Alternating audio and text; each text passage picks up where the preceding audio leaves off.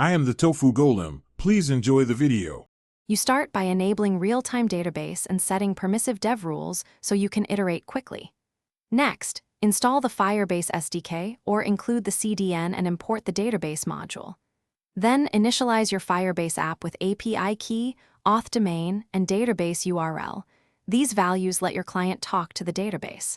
Once done, create a reference with ref, database, path, and test a quick read or write so you confirm connectivity before moving to listeners and security. Now you implement the real-time behavior. Attach on value for a node snapshot or on child added for list streams. Always plan to remove listeners with off when components unmount. For writes, use set to replace data, update for partial changes, and push to append to lists. Handle the returned promise or catch errors. When multiple clients race, prefer run transaction to preserve atomic state.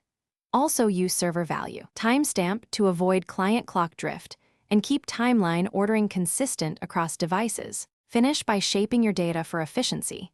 Keep it flat to reduce bandwidth and simplify rules. Then write security rules that check auth. UID, validate required fields and types, and restrict writes to the minimal necessary paths. Rules enforce both security and data integrity. Test everything locally with the emulator suite to simulate auth and database behavior. If something fails, check rules simulator and client error codes first. Mismatched rules or wrong database URL are the most common causes and easy to fix before deploying. Thanks for watching. Consider subscribing if we helped you today.